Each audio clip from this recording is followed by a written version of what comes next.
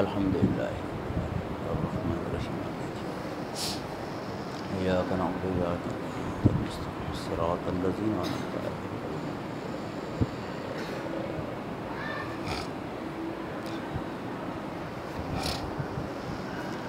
ماشاء اللہ ولا حول ولا قوۃ الا باللہ العلی العظیم اعوذ باللہ من الشیطان الرجیم بسم اللہ الرحمن الرحیم الحمدللہ رب العالمین الصلاۃ والسلام علی رسولہ الکریم و مولانا مولا الثقلین جد الحسن الحسین ابی القاسم المحمد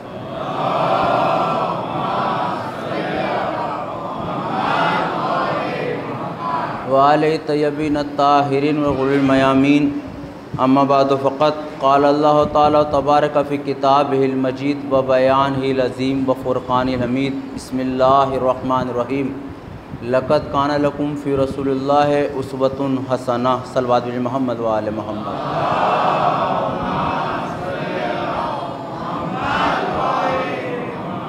اس سے قبل کہ اپنی گفتگو آغاز کروں ایک بار بلند تر صلوات ان بچوں کے لیے جنہوں نے تلاوت اور مرثیہ خوانی کی ہے، ان کی سلامتی کے لیے آپ پڑھ دیں محمد و آل محمد۔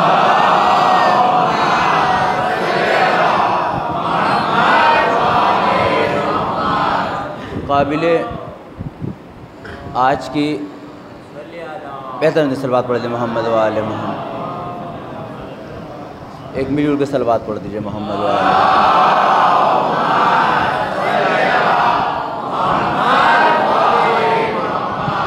آج کی تاریخ بڑے غم کی تاریخ ہے۔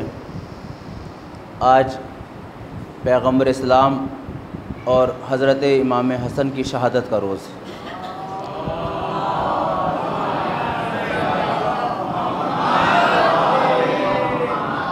یہ امامت اور رسالت کا تال میل ہے۔ یہ وہی نبی ہیں کہ جس نبی پاک نے ہمیں دین سکھایا اور ہمیں مسلمان بنا کر ہماری ذاتوں پہ احسان کیا ہے۔ مسلسل پہ ہم یہ کوشش ایک نحیف سی جاری ساری ہے کہ سیرت معصومین کے ذیل میں کچھ باتیں ہم اپنی زندگی اور اپنے گھروں تک لے کے چلے جائیں، تاکہ پیغمبر کے سامنے جب ہماری حاضری کا شرف ہو تو ہم پیغمبر سے بات کر سکیں کہ پیغمبر اسلام آپ نے جو مصیبتیں جو پریشانیاں اٹھانے کے بعد دین لوگوں تک پہنچایا تھا، وہ دین آج کچھ حد تک ہمارے درمیان موجود ہے۔ دین میں بہت ساری چیزیں ہیں، جیسا کہ ہم نے رات میں عرض کیا تھا، اسی سے رب دے دیں گے۔ ہم یہ سمجھتے ہیں کہ دین صرف واجبات کو انجام دینے کا نام ہے۔ تھوڑے سے سوالات ہوں گے، زیادہ دیر گفتگو نہیں کروں گا انشاءاللہ، کیونکہ معلوم ہے ظہر کے بعد کی مجلس اور سب نماز سے جڑی بھی ہوتی ہے، اور ہمارا تو اپنا ماننا ہے کہ ایک بات بھی اگر ہم پہنچ گئی تو ہمارے لیے وہی کافی ہے۔ ضرور نہیں بہت لمبی چوڑی گفتگو ہو، اور ایک صلوات بھی بھرپور فضائل اور دشمنان اہل بیت پہ لعنت کا حق رکھتی ہے، ایک صلوات بھی جو پڑھ دی جاتی ہے۔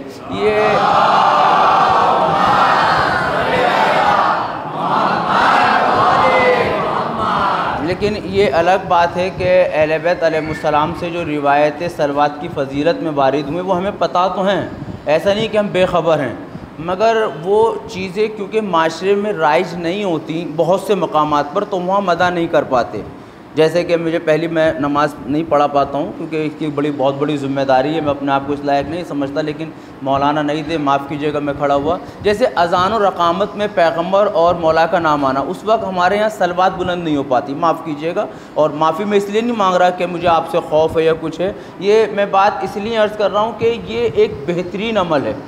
ہماری بحثی چیز پہ، ہمارا مدعی سی چیز پہ ہم چاہتے ہی ہیں کہ محمد و آل محمد کا ذکر ہو، اور ہم وظائف انجام دیتے ہیں، دعائیں پڑھتے ہیں۔ یہ بتائیں کہ خود پیغمبر نے فرمایا لا يرد الدعاء بین الاذان والاقامہ، اذان اور اقامت کے درمیان جو دعا مانگی جائے وہ کبھی رد نہیں ہوتی۔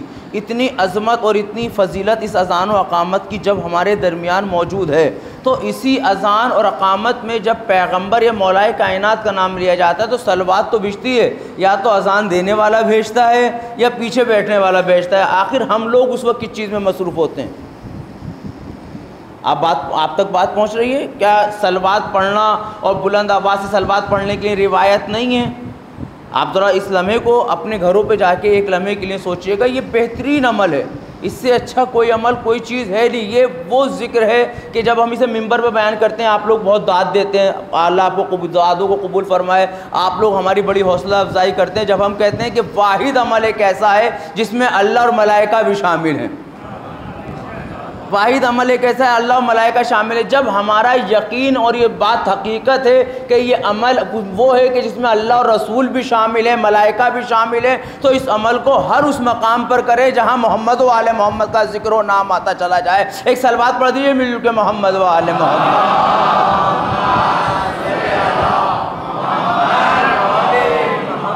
اب ہماری گفتگو تھی کہ کیا دین میں صرف نماز ہے, دین میں صرف کیا روزہ ہے. ہم نے انہی چیزوں کو واجب سمجھا جو فروع دین تھے, اور جو اصول دین تھے وہ بھی ہمارے لیے واجب ہیں, ان کو سمجھنا ہمارے لیے ضروری ہے. ان اصول دین میں جو ہم نے کل عرض کیا تھا, توحید, عدل, نبوت, امامت, قیامت, کیا اصول دین ہم اس لیے مانیں کہ ہمارے ماں باپ نے ہمیں سکھایا ہے, یا اصول دین کے لیے ہمارے پاس دلیلیں موجود ہونی چاہیے؟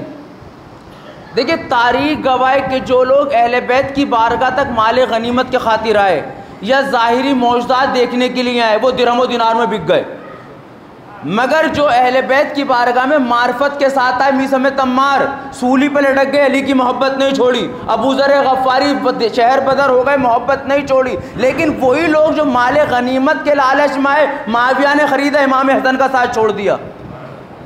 آپ سمجھیں اہل بیت کے بارگاہ تک کسی لالچ سے نہیں آنا ہے, اہل بیت علیہ السلام کی بارگاہ تک معرفت کے ذریعے آنا ہے. اور یہ معرفت کب حاصل ہوگی؟ جب ہم علم کی وادیوں میں چلیں. جب علم نہیں ہوگا تو معرفت حاصل نہیں ہو سکتی. علم کے لیے شرط ہے باب العلم کے فضائل سننے کے بعد صرف داد نہیں دینی ہے, باب العلم کے فضائل سننے کے بعد صرف خوش نہیں ہونا ہے, بلکہ ان سے سوال کرنا ہے, باب العلم ہمیں بتائیں, آپ مدینۃ العلم ہے, دروازہ امیر المومنین, اس دروازے سے کس طرح داخل ہوتے ہوئے ہم اپنی زندگی کو بدل لیں.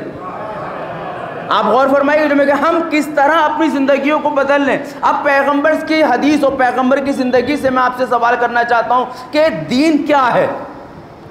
دین صرف نماز کا نام ہے, دین صرف روزے کا نام ہے, دین صرف حج کا نام ہے, دین صرف زکوٰۃ کا نام ہے, گھر میں زندگی گزارنے کا نام دین ہے یا نہیں؟ یا لفظوں کو بدلوں, بچے کی ولادت دین میں ہے یا نہیں؟ بچے کی تربیت دین میں ہے یا نہیں؟ میرے ساتھ دیتے رہے گا میرے عزیزو. بچے کی تعلیم دین کا حصہ ہے یا نہیں؟ شادی دین کا حصہ ہے یا نہیں؟ نکاح دین کا حصہ ہے یا نہیں؟ ماں باپ کا احترام دین کا حصہ ہے یا نہیں؟ پڑوسی کے حقوق دین کا حصہ ہے یا نہیں؟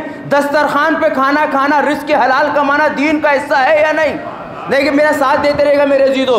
سفر کرنا, ایک جگہ سے دوسری جگہ منتقل ہونا دین کا حصہ ہے یا نہیں؟ آپ آرام سے بستر پہ سونا دین کا حصہ ہے یا نہیں؟ جب صبح اٹھنے سے لے کر رات تک سونا سب دین کے اندر ہے, تو وہ مسائل کب بیان کیے جائیں گے جو سونے کے مسائل ہوں, جو جاگنے کے مسائل ہوں, جو دسترخوان کے مسائل ہوں؟ نہیں, یہ داد نہ دیجیے, خدا کے واسطے داد نہ دیجیے, بس دعاؤں سے نوازیے گا. اس داد نے ہمیں بگاڑا ہے, تھوڑی دیر کے لیے عرض کر لیجیے گا. ہم داد دے کے سوچتے ہیں ہم نے فرض ادا کر دیا. داد وہ نہیں ہے جو فرش ادا پر آپ دیں, داد وہ ہے جب حدیثیں سننے کے بعد زندگی میں ڈھال کے نکلے, دیکھنے والا کہے کوئی علی کا چاہنے والا آ رہا ہے, کوئی حسین کا ماننے والا آ رہا ہے, کوئی رسول کا ماننے والا آ رہا ہے. ایک مل جل کے صلوات پڑھیے محمد و آل محمد.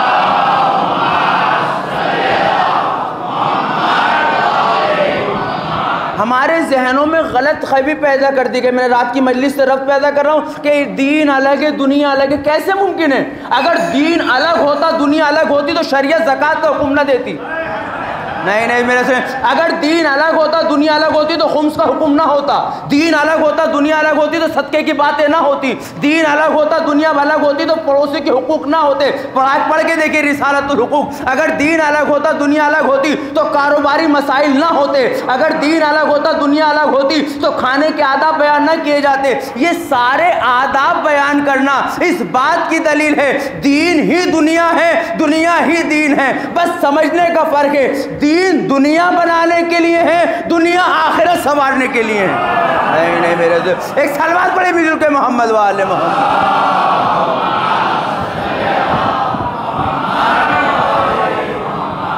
دین کا تعلق ہے دنیا بنانے سے. اگر دین نہ ہو تو دنیا نہ بن سکے. ایک لمحے کے لیے دین نکال دیں پھر کوئی رشتہ باقی رہے گا؟ نکالیں دین نکالیں. آپ تھوڑی دیر کے لیے دین نکالیں. بھائی کے حق ہے یہ کس نے بتایا؟ ماں باپ کے کیا حق ہے یہ تعظیم ہے یہ کس نے بتایا؟ کاروبار کے مسائل کس نے بتائے؟ دین نے بتائے. تو جب ہمارا ماننا یہ ہے کہ سب دین نے بتایا ہے تو یہ دین کون ہم تک پہنچائے گا؟ کیا دین کوئی سرپ کا نام ہے جو پلا دیا جائے؟ اب سوچئے ایک لمحے کے لیے. میں آپ کے سامنے یہ بات عرض کرنے کی جسارت کرنا چاہتا ہوں کیونکہ ہم آج اس عظیم موقع پہ جمع ہیں جب پیغمبر کی شہادت وفات کا دن ہے. آج اس موقع پہ جب امام حسن ہمارے رخصت ہوئے ہیں ہمیں ان کی توسل کرتے ہوئے ان کی بارگاہ میں دست ادب کو جوڑنے کے بعد ان سے گزارش کرنی ہے ہمیں دین پہنچا دو.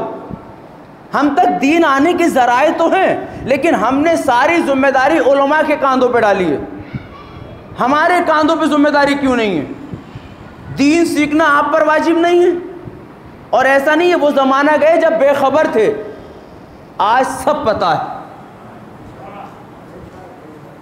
دیکھیں جہالت کسے کہتے ہیں؟ جس کو کسی کے بارے میں پتہ نہ ہو. آپ بات سمجھنے کی کوشش میں جو پتہ ہی نہ ہو لیکن اس منبر امام حسین نے، مجلس امام حسین نے، صدقہ مولا نے ہمیں سب کچھ سنوایا ہے. تو سوال یہ جب سب کچھ سن چکے ہیں اور ہمیں یہ بھی معلوم ہے کہ جس نے سیرت ائمہ پہ عمل کیا وہ دنیا میں بھی کامیاب ہوا آخرت میں بھی کامیاب ہوا. ہمیں یہ بھی معلوم ہے جس کے دل میں محبت علی رہی اس نے کبھی کسی کے آگے دستے دراز بلند نہیں کیا. ہمیں یہ بھی معلوم ہے کہ جو محبت اہل بیت کے ساتھ زندگی گزارتا گیا وہ دنیا میں بھی کامیاب رہا آخرت میں بھی کامیاب رہا. تو پھر کس چیز نے ہمیں روکا ہے اہل بیت کی تعلیمات سے؟ کس چیز نے روکا ہے اپنے گھر کو، اپنے معاشرے کو، اپنی سوسائٹی کو، اپنے خاندان کو، اپنی جماعت کو اہل بیت کی تعلیمات پہ چلنے کے لیے؟ ایک لمحے کے لیے ہمیں غور کرنا کہ یہ دین ہے یا نہیں. ہم دین نکال دیں تھوڑی دیر کے لیے پھر کیا بچے گا ہمارے پاس؟ کچھ بچے گا؟ دین پہنچے گا کس چیز سے؟ یہ ایک اہم بات ہے. دین پہنچے گا کس چیز سے؟ دین پہنچے گا سیرت معصومین سے، دین پہنچے گا قرآن مجید سے. اب یہ قرآن مجید ہو یا سیرت معصومین ہو، قرآن جو عمل کی کتاب ہے ہم نے دعاؤں کی بنا کے رکھا ہے.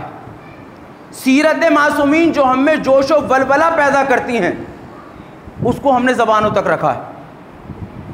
اب اس میں سب نہیں آتے ہیں، ایسا نہیں ہے کہ ہم نہیں چاہتے، ہم چاہتے ہیں لیکن شیطان کا وعدہ ہے وہ مومنین کو بہکائے گا. اب ایک اہم بات کہتے جا رہا ہوں جس کو میں پڑھ چکا ہوں لیکن پھر ریپیٹ کروں. شیطان کا وعدہ ہے جو مومنین کو بہکائے گا. اور آپ سب امیر المومنین کے چاہنے والے ہیں. شیطان کسی اور فرقے کو نہیں بہکائے گا، شیطان بہکائے گا ہی ہمیں. بس ہمارا علم معرفت کے ساتھ اتنا پہنچ جائے کہ ہمیں پتہ چلے کہ بہکانے والا ایک ہے، بچانے والے 14 ہیں. نہیں میرے عزیزو تھوڑا سا توجہ بنائیں. بچانے والا ایک ہے، بہکانے والا ایک ہے، بچانے والے 14 ہیں. یہ 14 کب بچائیں گے ہمیں؟ جب ہر مشکل کی گھڑی میں ہمارے سامنے ان کی تاریخ ہو. نہیں میں بات کہوں گا جب مثلاً پیغمبر نے فرمایا کہ سب سے بری عادت انسان کی یہ ہے کہ بغیر ضرورت کے کسی کے آگے ہاتھ پھیلا دے. سننا چاہتے ہیں آپ؟ نبی پاک فرما رہے ہیں سب سے بری عادت جناب انسان کی یہ کہ بغیر ضرورت کے کسی کے آگے ہاتھ پھیلا دے. نبی نے فرمایا یقین جانو جو قدم قدم پہ ہاتھ پھیلاتا رہتا ہے بغیر ضرورت تو ایک دن ایسا آئے گا کہ ضرورت میں پھیلائے گا اسے نہیں ملے گا. ضرورت میں پھیلائے گا اسے نہیں ملے گا. پھر نبی نے فرمایا کہ اگر آپ کو ضرورت بھی محسوس ہو تو اس کی بارگاہ میں ہاتھ پھیلاؤ. نہیں بات آپ تک نہیں پہنچی؟ میں آپ کو واقعہ سنا دوں. ایک شخص غربت کے عالم میں، پریشانی کے عالم میں زندگی گزار رہا ہے. کھانے پینے کو ختم ہو چکا ہے، اس کے پاس سہارا نہیں ہے کیونکہ 2 معصومین کی ہے. ایک سے میں یہ واقعہ سناؤں گا کہ کسی کے آگے ہاتھ نہ پھیلائیں. دوسرے امام سے میں سہارا دوں گا کہ مومن وہ جو دوسرے کی مدد کرتا نظر آئے. سمجھ رہے ہیں نا آپ؟ دونوں کو ملا کے چلنا ہے نا میرے عزیزو. تاریخ نبی فرماتے ہیں کہ مومن وہ جو کسی کے آگے ہاتھ نہ پھیلائے. ایک شخص کے گھر میں غربت ہے، اس کی شریک حیات کہتی ہے تجھے نبی پہ بڑا یقین ہے، نبی رحمت للعالمین ہے، نبی عطا کرنے والا ہے، جا نبی کی بارگاہ میں کچھ مانگ لے. جا نبی کی بارگاہ میں کچھ مانگ لے. سنیے گا میرے نوجوانوں، میرے بزرگوں، دعاؤں سے نوازیے گا. تاریخ کہتی ہے، تاریخ کا واقعہ کہتا ہے، یہ شخص اپنے گھر سے یہ ارادہ کر کے چلا کہ میں نبی کی بارگاہ میں کچھ مانگوں گا، مگر نبی نبی ہیں. اس نے جیسے مسجد میں قدم رکھے، نبی کے چہرے کے دیدار ہوئے، نبی نے اس کو دیکھا. خطبہ دیتے دیتے نبی نے فرمایا کہ جو مجھ سے مانگے گا میں اسے عطا کروں گا، مگر جو اللہ پہ یقین رکھے گا، نہیں نہیں میرے، جو مجھ سے مانگے گا میں اس کو دوں گا، مگر جو اللہ پہ یقین رکھے گا وہ غیب کے خزانوں سے اتنا دے گا کہ دنیا کا کوئی سخی نہ دے. بات شاید پہنچی نہیں آپ تک. نبی نے کیا فرمایا؟ یہ شخص مانگنے آ رہا ہے، نبی کیا فرما رہے؟ جو مجھ سے مانگے گا میں عطا کروں گا، مگر جو اللہ پہ یقین رکھے گا، جو اللہ پہ یقین رکھے گا اس کو اللہ غیب سے اتنا دے گا، اتنا دے گا کہ دنیا کا کوئی سخی نہ دے. یہ شخص واپس چلا گیا. بیوی نے پوچھا کچھ لائے ہی نہیں، غربت تھی؟ کہا ہمت ہی نہ ہوئی. کہا کیوں ہمت نہ ہوئی؟ کہا کیونکہ نبی نے بات ہی ایسی کی کہ جو اللہ سے مانگے. اب ظاہر سی بات ہے، یہاں روک کے میں پوچھنا چاہتا ہوں، کیا نبی سے مانگنا اللہ سے مانگنا نہیں ہے؟ لیکن نبی یہاں پیغام دے رہے ہیں، بے شک ہم سے مانگنا اللہ سے مانگنا ہے، لیکن اس معنی کو سمجھو، مانگنے سے مراد خالی دعائیں مانگنا نہیں ہے، عمل کرنا ہے.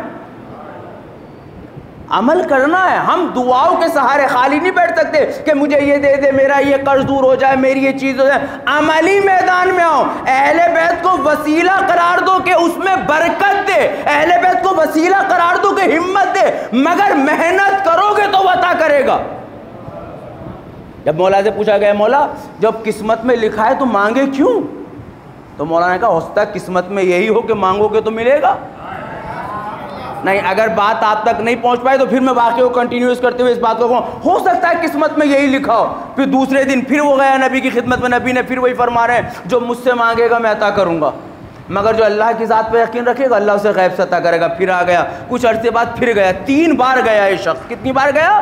3 بار گیا. تینوں بار جب مانگنے کی جسارت کری، فوراً اس کی تیسری بار بات ایک ذہن میں آئی، جب میرا نبی یہ بات بار بار کہہ رہا ہے کہ جو مجھ سے مانگے گا میں اسے عطا کروں گا، جو اللہ پہ یقین رکھے گا اللہ غیب سے دے گا، اس میں ضرور کوئی مصلحت ہے. اس نے مایوسی کے دامن کو چھوڑا، لکڑی کاٹنے کے لیے کلہاڑی اٹھائی، جنگل نکلا، لکڑی کاٹی، لکڑی بیچی، جانور خریدا، گھوڑے خریدے، اور اس وقت میں یہ اتنا امیر ہو گیا، اتنا امیر ہو گیا کہ بیوی نے اس سے کہا کہ کتنی ناشکری ہے، جس نے تعلیم دی امیر ہوتے ہی اس کو بھول گئے، جس نے سبق سکھایا اسی کو بھول گئے. چل نبی کی خدمت میں شکر کر کے. تاریخ نے حسین جملہ لکھا ہے، جیسے ہی شکر کرنے کے ارادے سے دروازہ کھولا تو نبی سامنے کھڑے کہہ رہے تھے جو مجھ سے مانگے گا میں دوں گا، مگر جو اللہ پہ یقین رکھے گا اللہ غیب سے دے گا.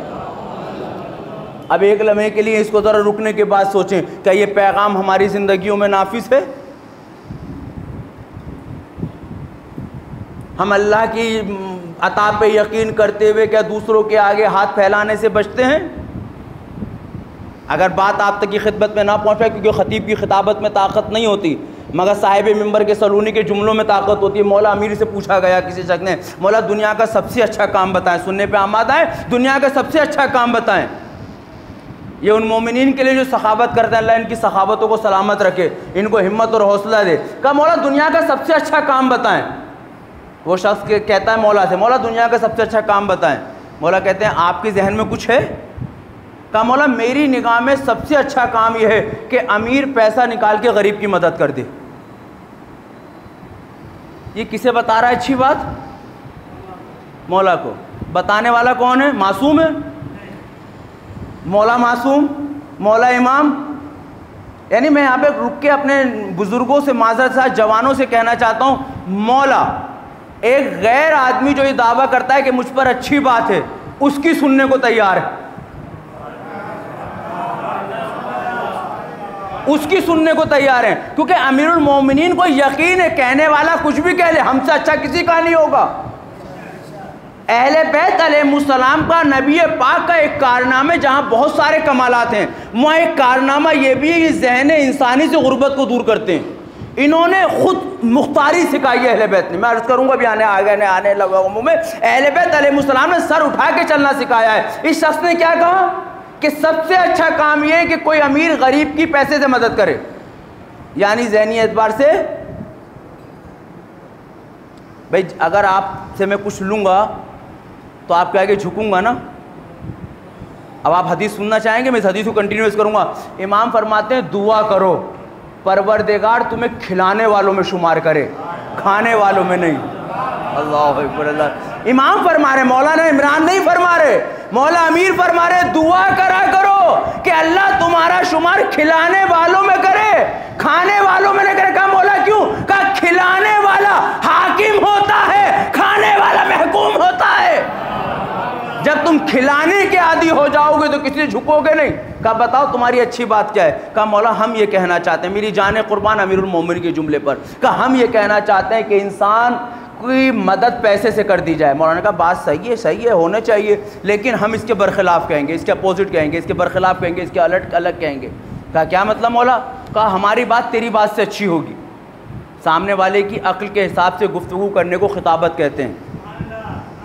کہا ہماری بات تیری بات سے اچھی ہوگی. کہا مولا میری بات اچھی بھی ہے اور آپ اس کے اپوزٹ بولیں گے اور وہ اچھی ہوگی. مولانا نے کہا یہ کلام معصوم اور غیر معصوم کا فرق ہے. انسان کی جتنی فکر ہوتی ہے اتنا ہی بولتا ہے. کہا مولا فرمائے بسم اللہ. تو اب سنیے اس نے کیا کہا تھا, بیدار ہو کے سنیے گا. اس نے کیا کہا کہ دنیا کا سب سے اچھا کام یہ ہے امیر پیسے سے غریب کی مدد کرے. امام نے فرمایا دنیا کا سب سے اچھا کام یہ ہے غریب اللہ کی عطا پہ یقین رکھتے ہوئے کسی امیر کے آگے ہاتھ نہ پھیلائے. ایک صلوات پڑھتے ہیں مل جل کے محمد و آل محمد.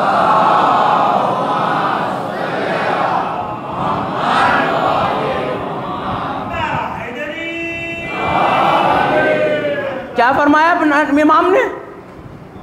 اللہ کی ذات پہ یقین ہونا چاہیے. اللہ تبارک و تعالیٰ کی ذات پہ یقین رکھتے ہوئے کسی کی دیوڑی پر نہ جاؤ. لیکن جہاں نبی نے یہ فرمایا وہیں سیرت امام کیا ملتی ہے کہ مانگنے والا اللہ سے مانگ رہا ہے مولا اللہ مجھ پر اتنا قرض دے. امام نے غلام سے کہا جس کا قرض ادا کرا. نہیں دیکھیں دونوں چیزیں لے کے چلنی پڑیں گی. سامنے والے کی غیرتیں بھی رہ جائیں, تمہارا حق بھی ادا ہو جائے. اسی لیے تو رکوع میں شریعہ رکھی گئی, کیونکہ رکوع میں شریعہ زکوٰۃ فطرہ جو تم نے نکال دیا اب اس سے کسی کی مدد کرتے ہو تو اس میں تمہارا کمال نہیں ہے, یہ تو واجب تھا. کمال تو جب ہے جب اس کے علاوہ مدد کرتے نظر آؤ. جیسے امام کی شہادت ہم منانے کے بعد 3 بار امام نے اپنی پوری دولت حتیٰ کہ جوتی تک راہ خدا میں دے دی. 2 بار پھر امام نے اپنی ساری دولت راہ خدا میں دے دی. ہم یہ نہیں کہہ رہے کہ آپ ساری دولت دے دو, ہم یہ نہیں کہہ رہے کہ آپ سب کچھ قربان کر دو. ابھی تو ہم ابتدائی منزلوں میں بھی نہیں ہیں. ابھی تو ہمیں اہل بیت کو اپنا وقت دینا ہے. ابھی تو اہل بیت علیہ السلام کو ہمیں اپنی فکریں دینی ہیں. ابھی تو اہل بیت علیہ السلام کو ہمیں اپنے آپ کو 100% طور پر سرنڈر کر دینا ہے. کیونکہ جس دن ہم ان کی دیوڑی پر دل اور دماغ کے ساتھ جڑ جائیں گے, جھک جائیں گے, اس وقت ہماری دنیا بھی کامیاب ہوتی نظر آئے گی, آخرت بھی کامیاب ہوتی نظر آئے گی. مایوسی کو اپنے دامن سے نہ لگانا, مایوسی کو اپنے دامن سے کبھی نہ لگانا. پینڈیمک کا دور چل رہا ہے, نہ جانے کتنوں کے کاروبار ٹوٹے, لیکن یاد رکھنا جب فدق چھینا گیا تو علی گھر میں نہیں بیٹھے.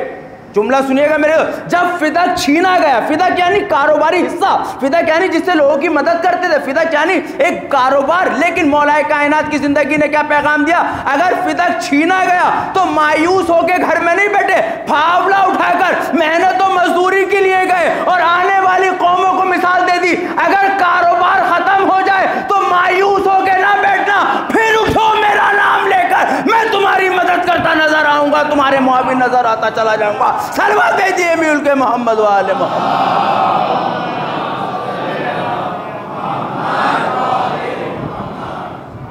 ہم ٹوٹ جاتے ہیں, ذرا سی دیر میں ٹوٹ جاتے ہیں, ہم ٹوٹ جاتے ہیں, مایوس ہو جاتے ہیں. ہمیں یہ نقصان ہو گیا, ہمیں یہ گھاٹا ہو گیا, ہم یہاں سے کیسے اٹھ پائے. نہیں, یہ مجلس امام حسین یہی تو ہمیں پیغام دے, ٹوٹنا نہیں ہے. ہو سکتا ہے یہ امتحان لیا جا رہا ہو. اور مولا کائنات محنت و مزدوری کرنے کے لیے بھی کہاں جا رہے ہیں؟ توجہ فرما لیجیے گا, کہاں جا رہے ہیں؟ یہودی کے ہاں یہودی دوست ہے یا دشمن؟ دوست ہے یا دشمن؟ امیر المومنین کی ہاتھ کی تلوار ذوالفقار نے ان کے آباء و اجداد کو مارا ہے، ہر جنگ میں دشمنان کفار اور مشرکین کو قتل کیا ہے. اب یہاں پہ امیر المومنین انہی کے یہاں کیوں جا رہے ہیں؟ یا یہ حضرت علی کا دشمن ہو کے انہیں ہی کاروبار کیوں دے رہے ہیں؟ توجہ فرمائیے گا. حضرت علی سب کے بڑے دشمن ہیں یہودیوں کے، کیونکہ مولا کائنات سے زیادہ کسی نے نہیں جنگوں میں کسی کو قتل کیا. جب قتل کیا تو یہودی نہیں کیوں دشمن دے رہے؟ کیوں یہودی بھی جانتے ہیں بھلے علی ہے، بھلے دشمن ہے مگر ایماندار ہے، بھلے علی ہے مگر اس کا اخلاق ہے. میرے عزیزوں میں کس طرح عرض کروں، امیر المومنین نے ہمیں پیغام دے دیا زمانے کی مایوسی کے شکار نہ ہونا، اپنے کردار کو اتنا حیدری سے ملا دینا کہ دشمن مجبور ہو جائے کہ ضرورتیں صرف تم پوری کر سکو. علم کے میدان میں آؤ تو تم آگے آؤ، تجربات کے میدان میں آؤ تو تم آگے آؤ. زمانے کی اگر ضرورت بن گئے تو علی والے ہو. ہم مایوسی کو اپنے دامن میں سمیٹ لیتے ہیں. نہیں میرے عزیزوں، ہمیں سیرت معصومین سے مسلسل پیغام لے، اخلاق کا پیغام. بس یہ آخری بات، کیونکہ ظہر کی بات مجلس اتنی دیر کی ہوتی جو میرا وقت ختم ہو چکا ہے. دل بہت ساری چیزیں بیان کرنا چاہتا ہے لیکن دامن وقت میں گنجائش نہیں ہوتی. یہ باتیں خیر ممبر سے کہی جاتی ہیں. ہمیں سیرت معصومین کو اپنی زندگی میں لے کے آنا ہے، اور اس سیرت معصوم جبھی ہماری زندگی میں آ پائے گی جب ہم علم کے عادی ہو جائیں. میں 2 منٹ صرف بولنا چاہتا ہوں اس چیز پہ کہ ہم علم کے عادی ہو جائیں. آج اسلامی کتابیں ہمارے یہاں چھپنی بند ہو گئی ہیں. مجھے کوئی ڈر نہیں ہے، میں حقیقت بول رہا ہوں. جس کو مجلس کے بعد مجھ سے اس ٹاپک پہ بات کرنی ہے میں حاضر ہوں. آپ کا بھائی ہوں، آپ کا دوست ہوں، بزرگوں کا بیٹا ہوں. کتنی کتابیں چھپ رہی ہیں آج ہمارے پاس؟ کتنی منتھلی میگزین ہے جو ہمارے پاس آ پا رہی ہیں؟ کتابوں کا کتنا عمل دخل زندگی میں کہ آپ فلائٹ میں بیٹھتے ہیں تو کتاب دے دی جاتی ہے. چلو کتابوں کو بدلنے کے بعد کتنی کتابوں کی ہم نے اپلیکیشن بنائی، یا کتنی دیر جب بھی موبائل اٹھائیں گے تھوڑی ابھی کچھ گھنٹوں کے لیے واٹس ایپ اور یہ سب چیزیں بند ہوئی، کیسے رخ سے گئے تھے ہم، پریشان سے تھے، فون کر رہے ہیں کیوں ہوا، کیا ہوا، کیسے ہو، فکر ہے. اس سے سلسلہ کتنی بار ٹوٹتا ہے، کبھی فکر نہیں آتی. اب یہ وہ جملہ ہے اس میں پبلک تھوڑی جوش ہوگی، لیکن کتنی میگزین ہے. مطلب میں گجرات میں ہوں تو میں گجراتی بات کروں، گجراتی زبان میں کتنی میگزین ہے؟ میرے سامنے شاید 1-2 میگزین ہیں. مگر میں پوچھنا چاہتا ہوں آپ لوگوں سے، مجھے معاف نہ کیجیے گا اس جملے پہ اگر برا لگ جائے، کتنے ممبر ہیں ہم لوگ ان میگزینوں کے؟ اگر پڑھ نہیں سکتے تو چھاپنے والوں کی حوصلہ افزائی خرید ہی کے کر لو. اگر میری بات سے آپ سہمت ہو تو ایک صلوات پڑھ دیں محمد والے محمد.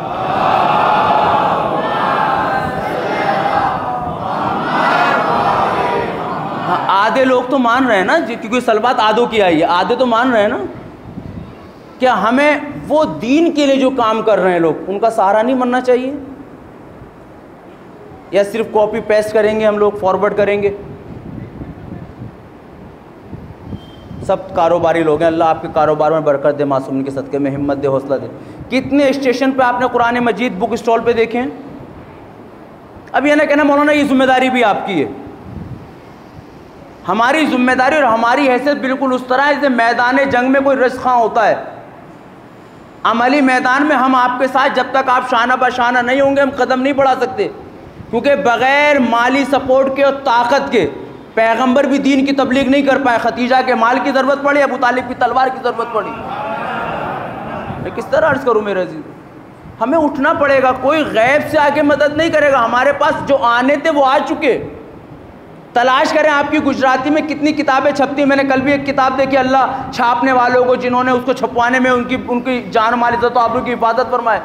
مگر جو لوگ میگزین نکال رہے ہیں، میری کل بات ہوئی ہے وہیں کے ایک مولانا احمد آباد میں مولانا غربی صاحب، انہوں نے کہا ان کی ایک میگزین نکلتی ہے.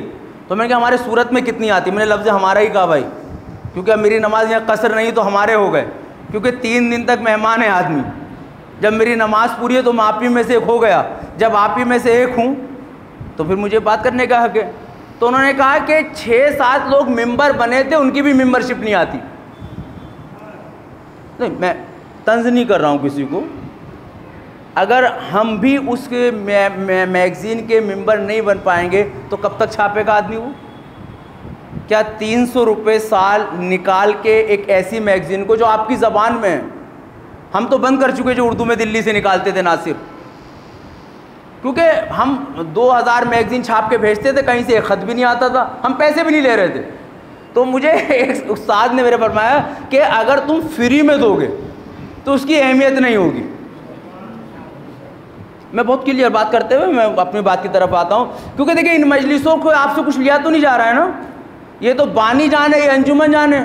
لیکن اگر یہی درس کی صورت میں اسکول میں ہو تو لاکھوں کی فیس جمع کرو گے، کتابیں لے کے آؤ گے، ہوم ورک بھی دیکھو گے. سنیے گا، میں ہوم ورک بھی دیکھو گے، بچہ اسکول گیا تھا کیا سیکھ کے آیا، بچہ اسکول گیا تھا کیا پڑھ کے آیا ہے. مجلسوں کے بعد اس پہ ڈسکس نہیں ہوگا، کیونکہ ابھی ہم نے سوچا ہے کہ آنا ہے، ثواب لے کے چلے جانا ہے. یہ خالی ثواب جب تک نہیں ہے، ثواب اپنے تک نہ رکھو. مومن کی صفت یہ ہے کہ اچھی چیز دوسروں تک پہنچا دے، تو دوسروں تک پہنچانے کے لیے ہوم ورک کا ہونا ضروری ہے. اب ہوم ورک مجلسوں کا کیا ہوگا کہ جو ممبر سے فرش عذاب پہ بیان کیا جائے اسے یہیں تک نہ رکھتے ہوئے سیرت میں ڈالتے ہوئے اپنے لوگوں تک لے جاؤ، غیروں تک پہنچا دو. یہی تو ہے. کتابیں چھپنی بند ہو گئیں، میگزین چھپنی بند ہو گئیں، ایپ آ رہی ہیں تو اس کا استعمال آپ اٹھا کے دیکھیں کتنے لوگ ہم کرتے نظر آتے ہیں. یوٹیوب پر یہ ایک اہم مسئلہ میں بیان کر رہا ہوں، چینل تو بنائے جا رہے ہیں، میں نے بھی بنایا، آپ نے بھی بنایا، مگر وہاں بھی خدمت خلق ہے ذہن میں. لیکن اشارہ میں دے رہا ہوں، خدمت خلق جب ذہن میں ہے تو اس پر جو ایڈ آتے ہیں وہ بند کرنے چاہیے. سنیے میرے عزیزو، کوئی بھی چینل اگر آپ بناتے ہیں، میں مراجع کرام کا مسئلہ آپ کو بیان کر رہا ہوں، کوئی بھی چینل آپ بناتے ہیں تو اس پہ ایڈ بند کریں. اب آپ کہیں گے مولانا وہ ہمارے ہاتھ میں تو ہاتھ میں ہی ہے، کیونکہ اس ایڈ میں جو چیزیں آ رہی ہیں وہ پتہ نہیں حلال ہو یا حرام ہو. ہم سن مجلس رہیں، ہم سن نوحہ رہیں، ہم سن سلام رہیں، وہیں کوئی اس طرح کا نازیبا ایڈورٹائز آ گیا. دشمن یہی تو چاہتا ہے، یہ فری میں اتنا بڑا اسپیس کیوں دے رہا ہے، یہ فری میں چیزیں کیوں بانٹی جا رہی ہیں. آج اس نے سب کچھ ہمیں فری میں دے کے ہمیں اپنا غلام بنا لیا ہے. آج جو وہ چاہے گا وہ ہم دیکھیں گے، نہ چاہتے ہوئے بھی دیکھنا پڑ جاتا ہے. بہرحال یہ بات بیچ میں آ گئی تھی جو آج ان دو معصومین کی شہادت پہ ایک پیغام تھا کہ جو لوگ بھی، اگر آپ کو میری اس باتوں پہ اعتراض ہے تو بعد مجلس آفس میں آ کے ہم لوگ ڈسکس کر سکتے ہیں، ورنہ میں اسد بھائی کے یہاں رکا ہوں، پپو بھائی کے یہاں رکا ہوں، وہاں بیٹھ کے ہم باتیں کر سکتے ہیں. میرا آپ نمبر لے سکتے ہیں، جماعت سے بیٹھیں، میری بھی اصلاح فرمائیں کہ جو لوگ دین کی خدمت کے لیے کام انجام دے رہے ہیں، اگر ہم ان کی مدد نہیں کر سکتے تو کم سے کم مخالفت نہ کریں. دین صرف اخلاق سے پہنچا ہے، اور اخلاق کا بہترین نمونہ سیرت نبی اور امام حسن اور امام حسین اور اہل بیت نے. کس طرح کا اخلاق ان کا موجود ہے، میں نے برابر مجلسوں میں عرض کیا ہے، کس قدر اخلاق ان کا عظیم ہے. آپ پڑھیے گا کبھی اخلاق اہل بیت، اخلاق معصومین علیہ السلام، یہ دشمن سے بھی شائستگی سے پیش آ رہے ہیں. ضربت کس نے ماری مولا کائنات کے، اس سے پیش کس طرح آ رہے ہیں.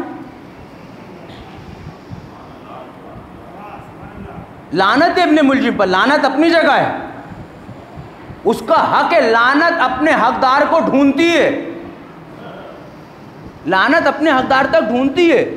ہمیں لعنت کرنی ہے، زیارت عاشورہ میں بھی کرنی ہے، مجلسوں میں بھی کرنی ہے. ہم کہتے ہیں دشمنان اہل بیت پہ لعنت، اس میں کوئی شک نہیں، لعنت ہے دشمنان اہل بیت پہ. مگر اہل بیت علیہ السلام کے دشمنوں پہ لعنت کرتے وقت ہمیں اپنی معرفت کو اتنا بلند کر لینا ہے کہ خالی لعنت زبانوں تک نہ رہ جائے، بلکہ ان پر عذاب بن کے نازل ہو جائے. اور عذاب بن کے اس صورت میں نازل ہوگی کہ جو ان کا مشن تھا وہ مٹ جائے، اہل بیت کا مشن کامیاب ہو جائے. اہل بیت کے مشن کو آگے بڑھانا ہے، ورنہ اہل بیت پہ کتنی مصیبتیں آئی ہیں. بس میں نے اپنی بات کو سمیٹا، اہل بیت پہ کتنی مصیبتیں آئی تاریخ اسلام سے پوچھو، یہی مصائب ہوتے جائیں گے، یہی سوال ہوتے جائیں گے. لوگ جو کہتے ہیں اہل بیت پہ کتنی مصیبت آئی، وفات رسول کے بعد مجھے ایک روایت بتاؤ کہ کسی نے آ کے شہزادی کو پرسہ دیا ہو. میں پڑھتا جاؤں گا، یہی مصائب ہوتے چلے جائیں گے میرے عزیز. کوئی اسپیشل میں الگ سے وہ نہیں لے کے آؤں گا، یہ آپ سنیے اور اس پہ گھر پہ جا کے سوچئے گا. شیعان حیدر کرار کیوں تبرہ کرتے ہیں، اس کی وجہ یہ ہے کہ کسی نے وفات رسول کے بعد شہزادی کو پرسہ نہیں دیا. پوچھو تاریخ اسلام سے میرے نوجوانوں، پوچھو غیر قوم سے کہ بتاؤ جنازے رسول میں کتنے لوگ شریک تھے. پوچھو غسل دینے کون آیا، پوچھو کفن دینے کون آیا. پوچھو جب شہزادہ امام رسول اسلام کو زہر دے دیا گیا تو شہزادی نے اپنے بابا کی خدمت میں عرض کیا، بابا میں آپ کو زہر دے دیا گیا. تاریخ ہے یہ، تاریخ اسلام پڑھیے میرے عزیزو. شہزادی گلے لگ رہی ہیں، جب گلے لگ رہی تو امام نبی فرما رہے بیٹی تھوڑا سا دور، ہلکا سا، کیونکہ زہر کی پہلی خاصیت یہ ہوتی ہے وہ کلیجے کے ٹکڑے کر دیتی ہے۔ میں پوچھنا چاہتا ہوں، یہی مصائب ہے، یہی سوال ہے میرا کہ کسی ایک چاہنے والے ہم کیوں لعنت کرتے ہیں؟ اس لیے کیونکہ شہزادی کا دل دکھایا ہے، اور شہزادی کا دل دکھانے والا جنتی نہیں ہو سکتا، ہمارا نہیں ہو سکتا۔ نبی نے فرمایا ہے کہ جس نے فاطمہ کا دل دکھایا وہ واصل نار ہوگا۔ کوئی ایک روایت بتاؤ مجھے کسی نے آ کے علی مرتضیٰ کے سر پہ درس شفقت پھیرا ہو؟ ہم کیوں گریہ نہ کریں؟ ہم شہادت پہ نہیں رو رہے، ہمیں تو رونا اس بات پہ آ رہا ہے کہ رسول کا جنازہ اٹھ گیا، بیٹی کو رونے نہیں دیا گیا۔ ہمیں تو رونا اس لیے آ رہا ہے کہ جس نبی نے دین پہنچایا اس کے جنازے میں بھیڑ نہیں تھی۔ ہمیں کیوں رونا نہ آئے؟ میں تاریخ اسلام سے پوچھنا چاہتا ہوں میرے نوجوانوں، کیا وجہ رہی؟ کہاں گئے وہ لوگ جو اپنے آپ کو رشتہ دار بناتے تھے، جو رشتہ دار بتاتے تھے؟ ایک بار تو آ کے فاطمہ سے کہتے فاطمہ تمہارا باپ مارا گیا۔ تاریخ کہتی ہے پرسہ تو کسی نے نہ دیا، مگر جب فاطمہ بابا پہ رو رہی تھی، جب ایک بیٹی ماں باپ پہ رو رہی تھی تو یہ کہہ دیا گیا علی ان کے رونے سے نیند خراب ہوتی ہے۔ لعنت ہو ایسے کہنے والوں پر۔ میں تاریخ سے پوچھنا چاہتا ہوں کہ چلو میں نے مانا کہ وفات رسول کے بعد، شہادت رسول کے بعد آپ الجھ گئے تھے، حکومت کسے ملے، حکومت کسے ملنی چاہیے؟ تو مجھے بتائیں کیا شہادت بی بی فاطمہ کے بعد بھی کسی نے آ کے علی کو پرسہ دیا؟ سوال ہے اور مصائب ہیں، تاریخ ہے، سنتے جانا۔ کوئی ایک روایت دیکھ کے بتا دیں کہ فاطمہ کی شہادت ہوئی ہو، کسی چاہنے والے نے آ کے کہا ہو جسے آپ رسول کے ہمدرد سمجھتے ہیں، اے علی تمہارے بچے یتیم ہو گئے، علی فاطمہ کے، علی رسول کی بیٹی چلی گئی۔ مقاتل کہتے ہیں کسی نے سہارا نہ دیا، بلکہ سہارے کی بات کرتے ہیں۔ ذرا تصور کرو تاریخ کے آیت وادیوں میں چلو، علی کو 40 قبریں بنانی پڑی، 40 قبریں۔ میرے عزیز تو کس طرح، یہ میں آپ کے سامنے مصائب نہیں ہے تو کیا ہے؟ ذرا دلوں پہ سوچو کیا وجہ رہی رسول کی ایک لوتی بیٹی کی 40 قبریں بن رہی ہیں؟ کیا وجہ رہی؟ علی تلوار میام سے نکالے کھڑے ہیں۔ ارے جو علی اتنا صابر ہو گلے میں رسی کا پھندہ برداشت کر لے، جو علی اس قدر صابر ہو کہ اپنی شریک حیات سے کہ لوگ سلام کا جواب تو دور، اب میں سلام کرتا ہوں تو جواب نہیں دے پاتے، آپ سلام کی باتیں کرتے ہیں۔ تاریخ سے پوچھو کسی نے آ کے فاطمہ کا پرسہ دیا؟ لوگ ہم سے کہتے ہیں تم مجلسیں کیوں کرتے ہو، یہ تابوت کیوں نکالتے ہو؟ ارے ہم اللہ کی بارگاہ میں کہتے ہیں پروردگار اگر کوئی رسول کا تابوت میں نہ تھا ہم تابوت اٹھائیں گے، کوئی فاطمہ کو پرسہ نہ دے پایا ہم پرسہ دیں گے۔ اے میرے ارباب عزا مجھے بتاؤ شہادت علی کے بعد کسی نے آگے حسن کے سر پہ ہاتھ پھیرا، کسی نے آگے حسین کے سر پہ ہاتھ پھیرا؟ پوچھو تاریخ کے بدنما داغ سے کیا وجہ رہی کہ علی کی قبر 100 سال تک پوشیدہ رہی؟ جو خلیفۃ المسلمین ہے کیا ظلم ڈھا دیے گئے؟ کوئی نہ آیا جس نے حسین کو پرسہ دیا ہو، کوئی نہ آیا جس نے حسن کو پرسہ دیا ہو۔ بس میرے ارباب عزا میں نے مجلس پڑھ دی، آپ گریہ فرما چکے، رسول کی شہادت ہو گئی، بیٹی نہ رو پائی، علی کی شہادت ہو گئی، کوئی پرسہ نہ دے پایا، اور اب تو تاریخ وہ آ گئی کہ حسن مصطفیٰ کو زہر دے دیا گیا۔ ارے حسن مصطفیٰ کو زہر دے دیا گیا۔ مقاتل کہتے ہیں، تاریخ کہتی ہے کہ بی بی فاطمہ نے منظر دیکھا کہ حسن و حسین نانا کی آغوش میں ہیں، مگر بابا کا عمل جدا ہے، حسین کے گلے کے بوسے لے رہے ہیں، حسن کے لبوں کے بوسے لے رہے ہیں۔ یہ آوازیں بلند کیوں نہیں ہو پا رہی مجھے نہیں معلوم، کس سوچ میں بیٹھے ہو؟ کوئی اور غم کی تاریخ آئے گی کیا؟ اس سے بڑا غم کیا ہوگا کہ ایک بیٹی درد محسوس کرتے ہوئے بابا سے کہتی ہے بابا یہ الگ الگ عمل کیوں ہیں؟ بس بابا بیان کرتے میری شہزادی بیٹے تو دونوں عزیز ہیں، مگر مجھے وہ وقت یاد آ رہا ہے جب حسن کو زہر دیا جائے گا تو لبوں کے بوسے اس لیے حسین کے گلے پہ خود خنجر چلے گا، اس لیے گلوں کے بوسے لے رہا ہوں۔ اے امت مسلمہ آوازوں کو بلند کر کے وقت کے امام کی خدمت میں حسن کا پرسہ پیش کر دو، کیونکہ یہ حسن کا لاشا جب گھر سے نکلا تو سلامت